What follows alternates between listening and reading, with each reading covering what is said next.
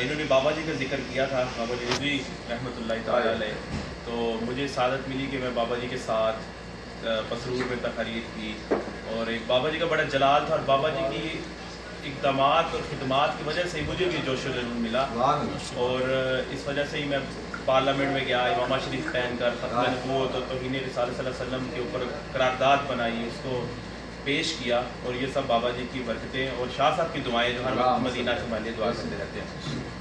آپ کو پتہ ہے ربیع الاول قریب آ رہا ہے، تو کچھ آقا صلی اللہ علیہ وسلم کی شان میں بیان کرتا چلوں کہ آپ کو پتہ ہی ہوگا کہ اچھا یہ جو میں بات بتاؤں گا کہ اس میں بڑی آپ نے نوٹ کرنی ہے، آقا صلی اللہ علیہ وسلم کی جو تعظیم ہے، آقا صلی اللہ علیہ وسلم کی جو رسپیکٹ ہے وہ بڑی ضروری ہے، اور جن نے آقا صلی اللہ علیہ وسلم کی تعظیم اور رسپیکٹ کی ہے وہ دنیا میں کامیاب ہی ہوا ہے، ٹھیک ہے۔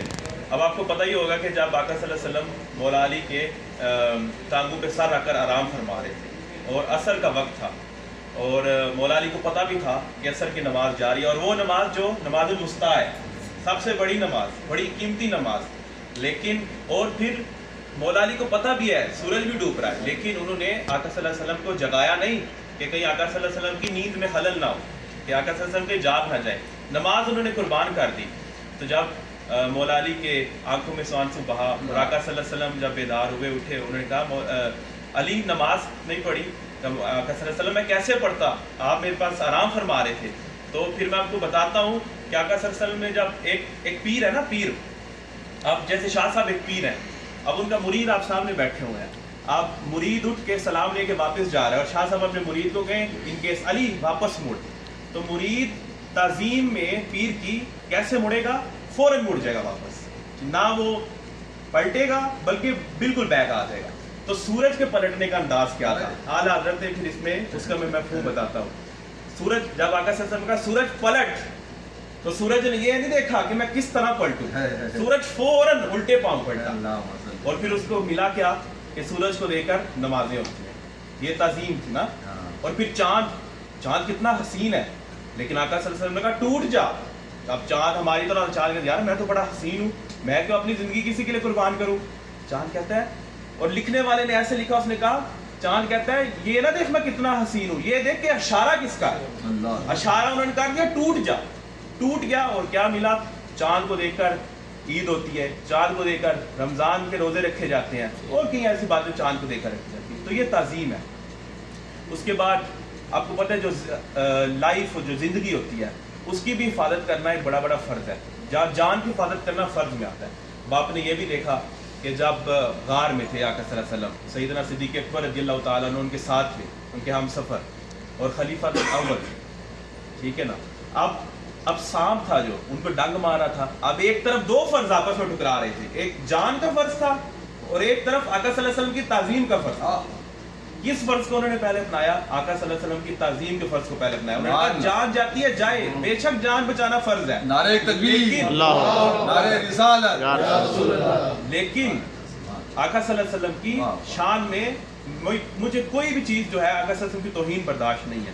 تو ادھر بابا جی کہتے تھے نا، میں ایک شعر پڑھتا ہوں، انہیں جانا انہیں مانا نہ رکھا غیر سے کام، انہیں جانا انہیں مانا نہ رکھا غیر سے کام۔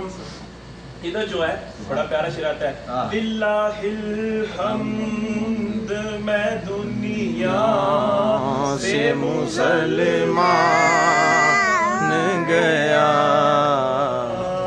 یہ بابا جی نے جب پتہ ہے بابا جی کا جو جلال تھا، بابا جی میدان میں تو اس وقت الحمدللہ میں بھی تھا در میں، بابا جی کا جو ذوق تھا نا، آپ یقین مانیں کہ وہ ایسی وجدانی کیفیت میں چلے گئے تھے، آپ نے وہ ویڈیو بھی دیکھی ہوگی، بس وہ ایسے ہی لگ رہا تھا کہ سامنے آقا صلی اللہ علیہ وسلم کا دیدار ہو گیا، اور وہ انہیں جانا، صرف انہیں، صرف یہی نعرہ تھا، اور اللہ کریم نے ان کو دیکھے کہ کیا مقام دیا اپنے حبیب کے صدقے سے۔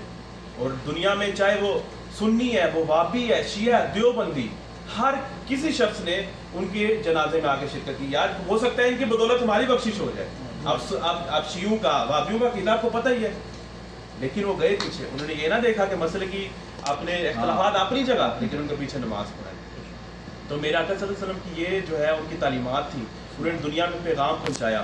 اور ایک جو امریکنس تھے ان کی ایک کتاب میں بھی یہ باقاعدہ ذکر ہے کہ انہوں نے آقا صلی اللہ علیہ وسلم کی شان میں کتابیں لکھ ڈالی ہیں بڑی بڑی، اور وہ اتنی ان کی ہستی سے امپریس ہوئے ہیں. اور آج کے دور میں لوگ اتنی سپیڈ کے ساتھ اسلام کو قبول کر رہے ہیں. میں سمجھتا ہوں کہ یورپ، امریکہ، ایشیا، اچھا اس میں بھی بڑی ایک بات مزیدار ہے کیونکہ آپ اس حالات کو دیکھتے ہیں، سیاسی حالات کو جو آج کے دور میں نا، آج کے دور میں ان لوگوں کو جو کافر ہے اس کو مسجدوں سے، روزوں سے، ان سے مسئلہ نہیں ہے. ان کو مسئلہ ہے تو اسلامی نظام سے. آپ جتنے جارج بش صاحب، جارج بش وائٹ ہاؤس میں اس نے بیان دیا، اس نے کہا کہ آپ میری طرف سے ہزاروں مسجدیں بنا لیں، روزے رکھ لیں. جارج بش اپنے وائٹ ہاؤس میں روزانہ جب ایک رمضان ہوتا ہے وہاں پہ افطاری ہوتی ہے، لیکن اس نے کہا اگر اسلامی نظام کی بات کرو گے نا تو وہ نہیں چل سکتا. جب تک اسلامی نظام نہیں آتا، خلافت نہیں آتی، تب تک امت مسلمان. اب دیکھیں یمن تباہ ہو گیا، لیبیا تباہ ہوا، شام تباہ ہوا، اور آج ہم کیا کرتے ہیں؟ خاموش بیٹھے ہوئے ہیں. اگر پڑوسی کا گھر جلتا ہوا دیکھتے ہیں نا اور آپ یہ کہ یار یہ آگ ہماری طرف نہیں آئے گی، تو ایسا تو ہو نہیں سکتا. اگر پڑوسی کا گھر جا رہا ہے تو یہ آگ بھی آپ کی طرف آئے گی. اور یہ بڑی میں سمجھتا ہوں امت مسلمان اس وقت آقا صلی اللہ علیہ وسلم کی محبت سے بہت دور ہو چکی ہے. ہمارے چھوٹے چھوٹے بچے جو ہیں اب استنبول میں گیا ہوں، استنبول ترکی. شاہ صاحب پچھلے 5 سال پہلے میں استنبول گیا ہوں، وہاں پہ اتنی کو جو ہے لوگ سمجھدار تھے، بے حیائی تو بالکل بھی نہیں تھی. اور اگر آج کے استنبول دیکھیں تو وہاں پہ بے حیائی وہاں پہ حضرت ایوب انصاری رضی اللہ تعالیٰ عنہ کے بڑے پیارے آقا صلی اللہ علیہ وسلم کے صحابہ. جب آقا صلی اللہ علیہ وسلم، ان سے بات یاد آ گئی، جب آقا صلی اللہ علیہ وسلم ان کے گھر رکے نا، جب مدینہ سے ہجرت کر کے آئے مدینہ میں، تو آقا صلی اللہ علیہ وسلم کو جب وہ کھانا دیتے تھے نا، تو جب آقا صلی اللہ علیہ وسلم کھانا کھا کے فارغ ہوتے تھے تو حضرت ایوب انصاری جو تھے نا دیکھتے تھے آقا صلی اللہ علیہ وسلم کی انگلیوں کے نشان کس جگہ ہے، اور وہاں سے پھر کھانا کھاتے. اور ایک دفعہ ایسا ہوا کہ جو حضرت ایوب انصاری نے اندر لہسن اور پیاز ڈال دیا کھانے کے اندر. تو آقا صلی اللہ علیہ وسلم کے پاس گیا تو آقا صلی اللہ علیہ وسلم کو لہسن اور پیاز کیونکہ پسند نہیں تھا، کیونکہ وہ فرشتوں سے ہم کلام ہوتے تھے، اس وجہ سے کہ کئی فرشتوں کو اس کی بدبو نہ آئے پیاز کی. تو جب واپس گیا کھانا تو حضرت ایوب انصاری کہتے ہیں یا رسول اللہ آپ نے کھانا نہیں کھایا. وہ کہتے ہیں آپ کو کیسے پتا میں نے کھانا نہیں کھایا؟ کہتے ہیں جب آپ کھانا کھاتے تھے تو آپ کی انگلی پہ نشان ہوتے تھے، آج آپ کی انگلی پہ نشان نہیں ہے اور میں چاٹنا چاہ رہا تھا لیکن مجھے ملے نہیں ہے.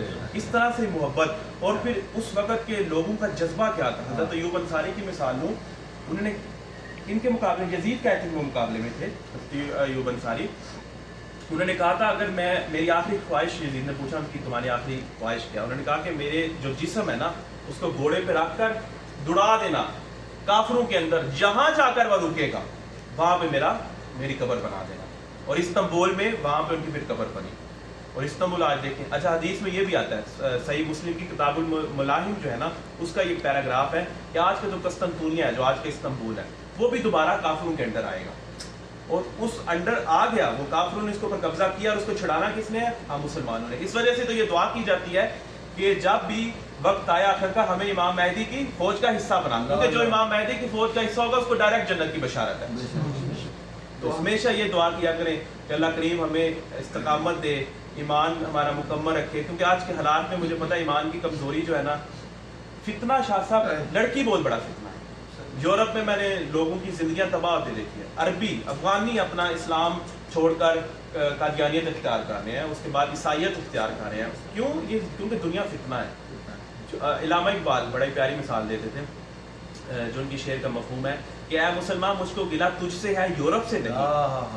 مسلمان ہی جو ہے خود اپنی لائف سیٹ رکھے گا، دنیا میں ترقی کرے گا. اور علامہ اقبال نے اپنا سکہ منوایا، کیونکہ میں ہسٹری پڑھتا ہوں. اب اس وقت کا بادشاہ نپولین اٹلی کا ڈکٹیٹر، اس کو اقبال سے اتنی محبت ہو چکی تھی، اس نے اقبال کو بلایا، اس نے کہا یار تم جو ہے ادھر جرمنی سے بیٹھ کر پاکستان میں لوگوں کے اندر جذبہ اور جنون پیدا کر رہے ہو، میں اپنی امت، میں اپنی جو قوم ہے اس کے اندر جذبہ کیسے پیدا کروں.